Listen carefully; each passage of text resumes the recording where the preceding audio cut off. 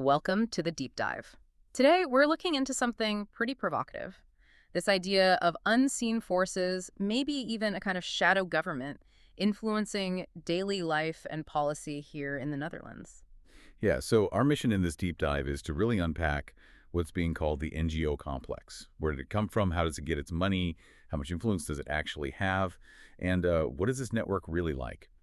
Now, all of this is based on a really fascinating, quite revealing interview with Peter Siebelt from Week.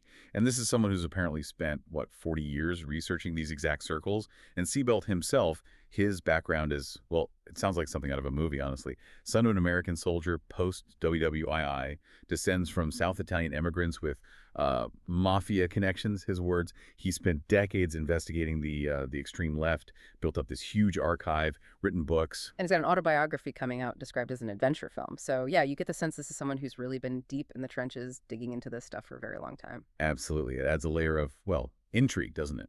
It does. Yeah. And I think what Siebelt's long-term perspective gives us is this view of how these networks weren't accidental. They seem to have been, systematically built over decades.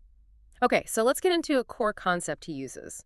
The spekkoek phenomenon. Now, spekkoek, for those who don't know, is that layered Indonesian Dutch cake. Right, lots of thin layers. Exactly. And Siebelt uses this as a metaphor for how he sees these extreme left groups, NGOs, and political power layered together, intertwined, almost inseparable. So it's not just about overlapping interests, it's suggesting a structure. Yeah, like a career path almost. People starting in grassroots activism, say the squatter movement, then moving up through NGOs and eventually landing in political or policy roles. It's like a whole ecosystem. Creating this continuous flow of ideologically similar people into positions of influence, it suggests a deliberate embedding strategy over the long haul, pre-baking policy, as you said earlier. So where did this intricate cake, the spekkoek, start? Siebelt points way back to 1965. That's when NOVEB was set up, the Dutch Organization for International Development Cooperation. Okay, NOVEB, still a big name today, though now Oxfam NOVEB. Right. And within NOVEB back then, there was this radical group called XY, led by Jan Pronk. And they weren't just, talking points. Siebelt says they were funding squatter movements here, but also anti-apartheid groups in South Africa. Funding actual movements, okay. And Jan Pronk, he became quite prominent later. That's the crucial link. Pronk becomes the Minister for Development Cooperation.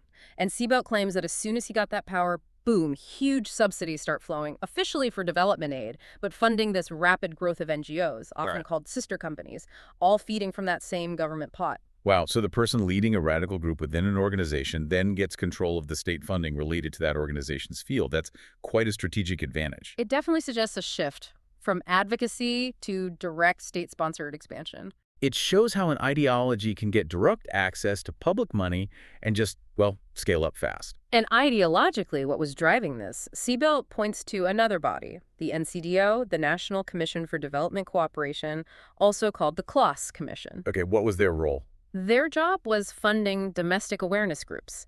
And the mission was, essentially, to convince the Dutch public it was their duty to, quote, save the third world, and crucially, keep Dutch development aid levels high. How do they make that argument? Often by leaning on the Netherlands' colonial past, framing it as a need for penance, for reparations. Right.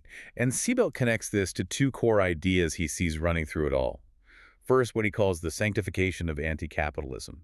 Pronk's view, apparently, was that development aid should ultimately aim for socialism. Socialism as the end goal of development aid. Okay. And a second point is this constant collaboration he observes between these left-leaning groups and, perhaps surprisingly, churches. Churches, how did they fit in? Well, Siebelt talks about an infiltration, his word, of churches by Marxist groups. He mentions the Linkerwang, the Left Cheek, a radical faction within GroenLinks and PVDA. So even as church attendance dropped, their development aid funds apparently swelled. And control over that money. Minimal, according to Siebelt.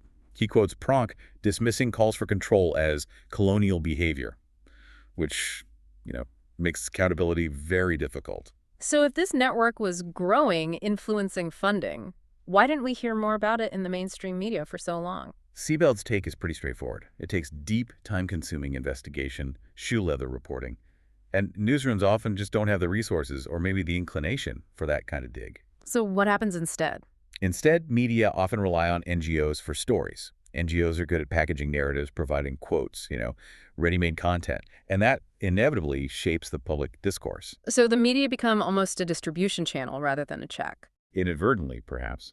But yeah, it can create this echo chamber where the NGO narrative becomes the dominant one, reinforcing itself rather than being scrutinized. Okay, now this is where the story takes another really interesting turn. The postcode lottery. Ah, yes, the national lottery. Huge in the Netherlands. Exactly. Siebelt traces its origins back to 1989. Vluchtelingenwerk Nederland, the Dutch Refugee Council, was apparently struggling financially. Fewer asylum seekers meant less government funding, presumably. Okay, so they needed cash. Right. So two figures, Janneke Scholte and Potter Simon Jelsman. He was from a left-leaning wing of the CDA, the Christian Democrats they got together. Inspired by a kids' charity run, they created the postcode lottery. The postcode lottery was started by the Refugee Council. According to Siebelt, yes. The key goal was to create an independent funding stream. Crucially, free from direct government oversight. Independent funding. That's a game changer. Huge. Vluchtelingenwerk went from losing money to making over €1 million profit the very next year, 1990. That's some serious strategic thinking there. Sidestepping parliamentary purse strings gives you incredible autonomy. An off-budget influence machine, almost. And what did they do with this newfound independent money? Siebelt says Vluchtelingenwerk started funding asylum law chairs at universities, first at the Free University in Amsterdam. University chairs. Yeah. Funded by the lottery, not the university itself. Exactly. That's the crucial detail. And these chairs then had students researching asylum law, generating reports, recommendations. I think I see where this is going. You fund the research. That then influences policy. Siebelt claims these student recommendations, born from lottery-funded chairs, were eventually adopted in Brussels. So the Netherlands, through this quite indirect route, ended up significantly shaping EU asylum rules for years. All while operating outside the usual government checks and balances. That's quite something. It's engineering influence from the ground up through academia into international law. It also brings us to the term NGO itself, non-governmental organization. Siebelt finds this deeply ironic. Because they're often heavily government funded. Almost entirely in many cases he looked at. He calls it Orwellian, like 1984 renaming something to hide its true nature. Yeah, the lines get very blurry, don't they? Non-governmental in name, but maybe not so much in funding or potentially influence. And we've seen examples of this influence playing out more recently, right? Siebelt mentions billions spent via NGOs promoting figures like Frans Timmermans and Diederik Samson, their green agenda in the EU. Right, trying to sway MEPs, shape public opinion. He specifically names Oxfam Novib getting €80 million from the European Commission for this. And interestingly, he also notes that some of those funds were diverted to pro-Palestinian groups, which shows how these things can connect climate, development aid, geopolitics, all potentially flowing through the same channels. Using one cause to maybe leverage another? Potentially, yes. Right. It highlights the complexity of the funding flows and the agendas involved. So how does this translate into political power, especially if, say, the traditional parties associated with these views lose seats in parliament? This is where Siebelt talks about the revolving door. The classic revolving door. He points to the PVDA, the Dutch Labour Party. Even when they lost a lot of seats, he argues, they kept significant power through this NGO network. He calls it a carousel or even a cartel. Meaning politicians move between roles. Exactly. Politicians lose their seats and then they pop up as directors or VPs in these NGOs. Often, Siebelt says, earning way more than they did as MPs, like $130,000, $150,000 a year. And these NGOs are funded. Heavily subsidized by government departments. And here's the kicker. Siebelt claims civil servants, who often have long-standing relationships with these NGO leaders, are the ones allocating the money, giving funds to their friends, essentially. That raises serious questions about accountability, doesn't it? If you have these entrenched relationships between the civil service and the NGOs they fund, it really could create a sort of government in the shadow. Pushing their own agendas, regardless of election results. Potentially. Siebelt is particularly scathing about the Ministry of Foreign Affairs, calling it a stinking nest with its own agenda, and very little oversight on billions in spending. And he also mentions former civil servants then becoming MPs. Right, closing the loop. It creates this self-reinforcing cycle of influence between the bureaucracy, the NGOs, and Parliament. He gives a specific, pretty eyebrow-raising example, Janneke Scholte's OWIPA organization. OWIPA, okay. What was that about? It apparently involved European parliamentarians using national funds for its activities, and EU civil servants, close to Schult, provided subsidies. Okay. And then these same civil servants were invited on lavish project trips to the Third World. Siebelt even claims they'd bring their wives, using maiden names to avoid scrutiny, sometimes even during official election observation missions. Wow. Right.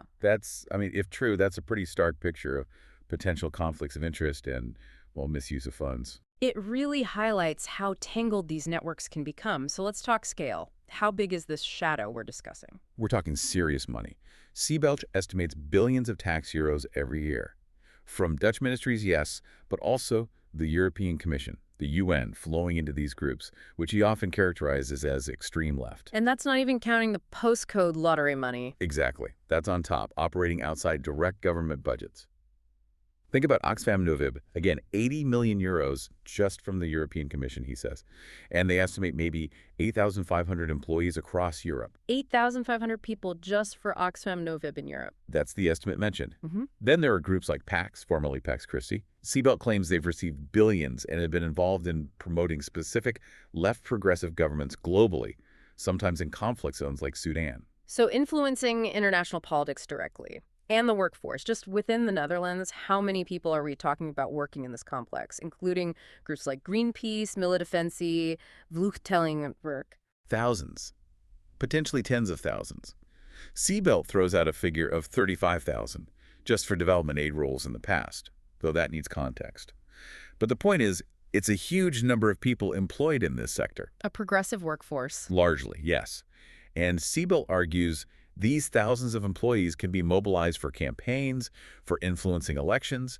It creates a significant organizational advantage for certain political outlooks. An organized bloc, funded often by the public, trying to sway that same public. That's the argument, yeah. It raises questions about a level playing field in political debate and elections. And these NGOs aren't just lobbying from the outside, are they? No. According to Siebelt, they're often at the table, sitting with ministers, with parliamentary committees, actively shaping policy, setting agendas. He gives the climate law as a prime example. Right. He says it was basically conceived by Milieudefensie, Friends of the Earth Netherlands, then pushed by GroenLinks PVD. I remember Diederik Samson, former Greenpeace leader, was key there.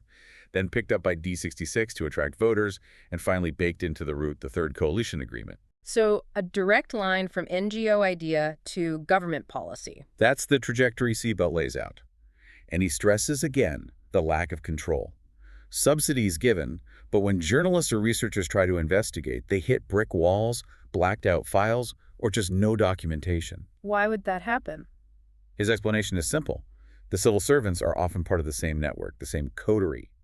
There's little incentive to scrutinize your friends or allies. Okay, let's shift to what might be the most, well, audacious part. The legal arm, particularly around asylum. Yes, this is a significant part of Siebelt's research. He describes this huge network of asylum lawyers. Thousands of them, he claims, in almost every Dutch town. Thousands of lawyers. And who pays them? That's the core point. Yeah. They're paid by the Dutch government. The Ministry of Justice funds legal aid for asylum seekers. So, Siebelt argues you have the state itself funding a massive legal lobby against its own potential policies or decisions regarding asylum. A state-funded lobby for asylum seekers. Essentially, yes. He names figures like Thijs Braak and Britta Bueller as activist lawyers who also handle admin for lawyer platforms linked to Vluchtelingenwerk's litigation arm. And then there's Noel Vermeulen. Yes, that's a particularly concerning case Siebelt raises. Vermeulen was a jurist at Vluchtelingenwerk Nederland, later became a judge, but Siebelt alleges he was involved in buying fake passports for asylum seekers back in his Vluchtelingenwerk days. Buying false passports while working for the Refugee Council. That's the allegation. It paints a picture of activism potentially crossing legal and ethical lines, funded indirectly by the state. And the outcome of all this legal activism? Well, Siebelt connects it directly to the Netherlands, having one of the highest asylum approval rates and lowest deportation rates in Europe. He suggests the system is almost designed to argue against stricter controls. And if they don't win in Dutch courts? Then the next stop, Siebelt says, is often the European Court of Human Rights in Strasbourg. The ECHR becomes another venue for NGOs to push their cases. Influencing European human rights law. Exactly. Yeah. Siebelt argues that ECHR, often persuaded by NGO arguments, keeps broadening definitions of human rights, like this idea of a right to a climate-free future.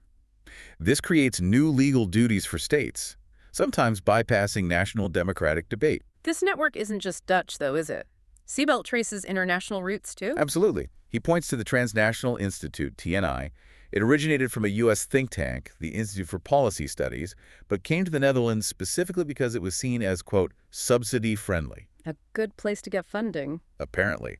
And TNI founded SOMO, the Center for Research on Multinational Corporations, their goal to fight capitalism. They have close ties with the FNV, the big Dutch trade union. And SOMO gets funding. Often from the Ministry of Foreign Affairs, according to Siebelt. He even claims they use this access to get into company works councils, essentially gathering internal information, deploying spies, as he puts it. Spies inside companies, funded by foreign affairs. That's a strong claim. It is. And Siebelt goes deeper historically, suggesting TNI itself had links to KGB installations during the Cold War. KGB connections. That's what his research suggests. It paints a picture of these networks potentially being part of a much older ideological battleground, with roots in anti-capitalist and socialist movements funded from various sources. He also mentions Cuba. Yes, another striking example, a group called VMOS, which Siebelt identifies as a front for the Cuban Secret Service, the DGI, and he says it received Dutch government subsidies. A Cuban intelligence front getting Dutch tax money. That's the claim. And he links this to prominent Dutch figures like the late Prince Claus and Jan Pronk being known as Cuba-goers. Prague even pictured sitting next to Castro at parades. It suggests, at least in Siebelt's view, a disturbing level of tolerance or blindness towards regimes and ideologies, even extending to state funding. Okay, after diving this deep into Siebelt's findings, the picture is complex and, frankly, quite concerning. What's the outlook? Can anything change? Siebelt's view, drawing on his 40 years, is pretty bleak, honestly. He suggests it might actually be irreversible. That any official inquiry now would be like 50 years too late, the people responsible are gone, the network is too entrenched. So attempts to change it would just be blocked. He believes so. Suppressed from all sides, is his phrase.